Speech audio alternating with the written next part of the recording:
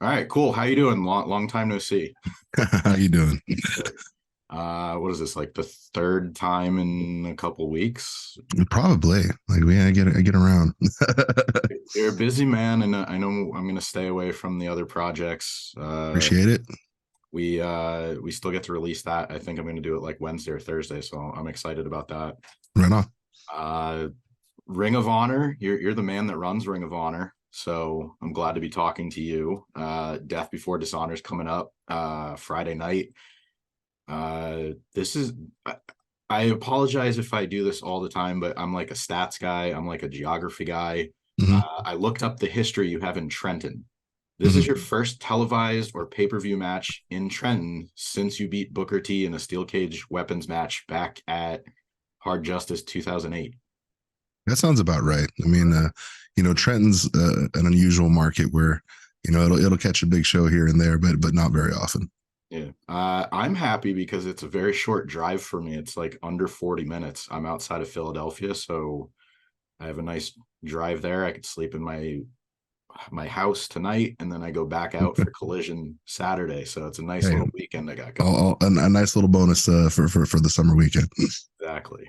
All right. So as we speak right now, you're waiting for your opponent. We're down to the final two: Shane Taylor, Dalton Castle.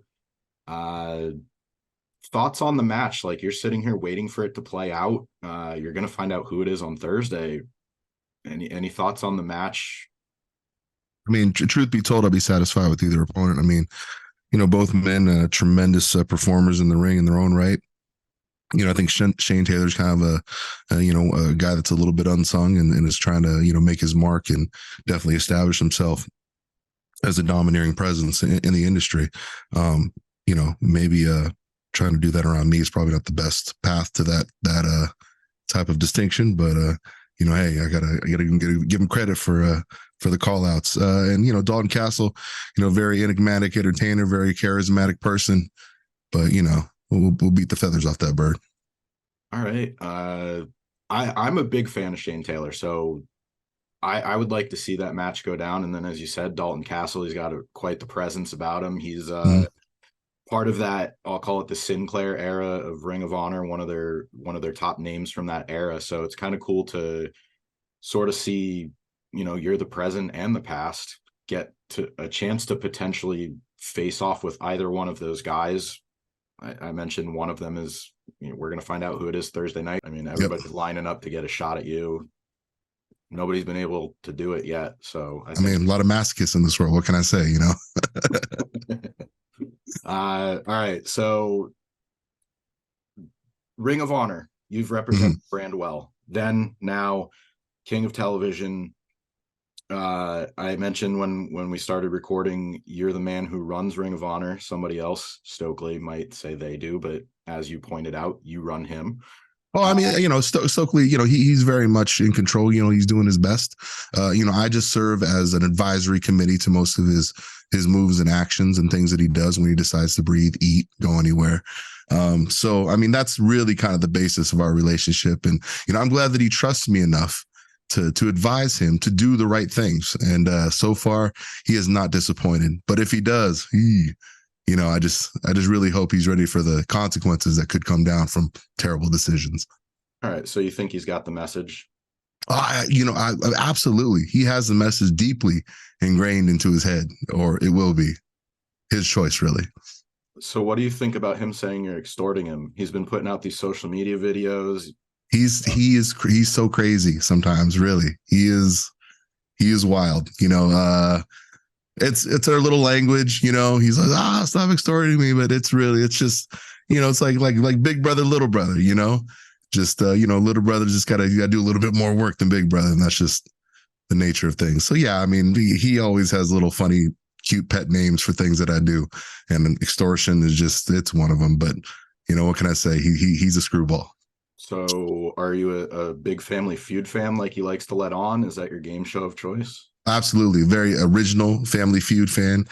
Steve Harvey, excellent host. I think Richard Dawson, also tremendous out there. Any man that could make out with your entire family and you shake his hand after it's all said and done, that says something about him. Wu-Tang Clan likes Richard Dawson too. I mean, if you can get a shout out by the Wu-Tang Clan, you got to be all Yeah, right. they understood. All right. So I mentioned, you represent the Ring of Honor brand well.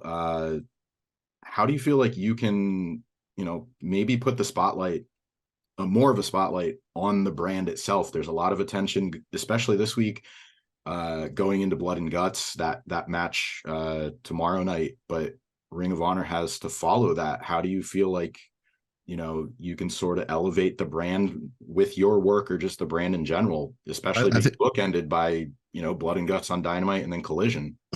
I mean, that's just kind of going to be par for the course when it comes to AEW and when they run a big event, a big weekend of events. And it's not to be unexpected. I mean, that's having big marquee matchups day after day is kind of something that I know AEW has prided itself on. So that's nothing new. To have Ring of Honor featured in that mix, I think is very, very key. And it's just really a matter now of the performers on Ring of Honor kind of establishing themselves, their identities. And it was a time of kind of upheaval of just the newness of it being kind of overtaken and kind of integrated with AEW. And I think now we're in a period where you're going to start seeing the personality of Ring of Honor start to shine through. I'd be remiss if I didn't ask about your history with CM Punk. I know you just faced him in the Owen Hart tournament. A lot of people are already speculating that this isn't over. There's going to be another match. Obviously, it's going to be a lot sooner than, the time between the original Ring of Honor feud and this one. What do you think makes that pairing like have such lasting appeal? It's like, even before Punk came back from injury, there was people speculating like, yeah, him and Joe would make a good first feud for Punk on this run. Like, what do you think? I think it speaks generally to just how much people enjoy me punching Punk in the face. I think it's kind of the overwhelming, motivation for most people to tune into the match. Because I just have a real good habit of smashing a lot of different angles. I give you a lot of different looks. Most people will give you one or two looks. I'll go for the jaw, I'll come over the temple. I'll lump them up. And I think kind of based on that, really is where it kind of boils down to, is that he has a very punchable face, and I'm very good at punching it. And you put those two massive dynamic things together, people are bound to want to tune in and see what's going to happen. I think I have my headline there, the punchable face. Yes. Yeah. Clip it. Punch him in the face. That's what people like to see. Me doing that. Samoa Joe, Smash Mouth Wrestling. All right. Anything else? We covered a lot. Anything else you want to get out there before we call this one? Tune into Death Before Dishonor and watch me do what I do best.